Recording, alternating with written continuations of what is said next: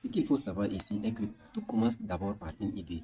Lorsque tu essaies d'élaborer tes propres idées pour monter un projet, personne ne pourra te concurrencer. Pourquoi? Parce que les idées viennent de toi-même. C'est toi-même qui as réfléchi, c'est toi-même qui as élaboré, c'est toi-même qui as mis en place, c'est toi-même qui as mis sur papier tes idées. Et lorsque tu es confronté à certaines difficultés, lorsque tu es confronté à des concurrences, parce que vous savez très bien que de nos jours, les gens aiment ce qu'on appelle du copier-coller. On voit par exemple la personne a monté telle activité, ça commence à donner bien, voilà, et une autre personne veut faire la même chose comme cette personne-là.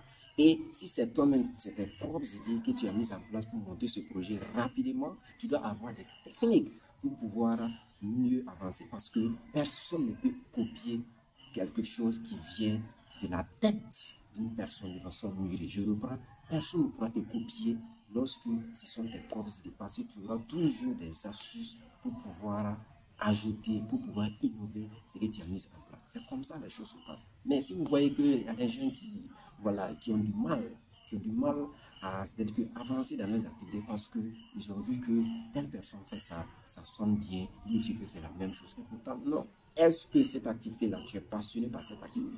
Tout commence d'abord par une passion. Lorsque tu n'aimes pas quelque chose, tu ne pourras pas t'en sortir. Il faut d'abord aimer la chose et maintenant, cette chose devient pour toi comme une passion. Et là, tu ne travailles plus parce qu'il faut avoir le plaisir en faisant la chose. Et lorsque tu as le plaisir en faisant quelque chose, n'est-ce comme si tu ne fais plus rien. Parce que le plaisir, c'est quelque chose qui fait du bien. C'est comme ça que les choses doivent marcher. Parce que ce qu'il faut savoir, de nos jours, les gens aiment lorsqu'on leur dit que ce que tu as fait là, c'est très intéressant. Moi aussi, je vais faire la même chose comme toi. C'est comme si tu es en train de voir quelqu'un qui joue le piano, où ça sonne bien. Toi aussi, tu vas être un pianiste.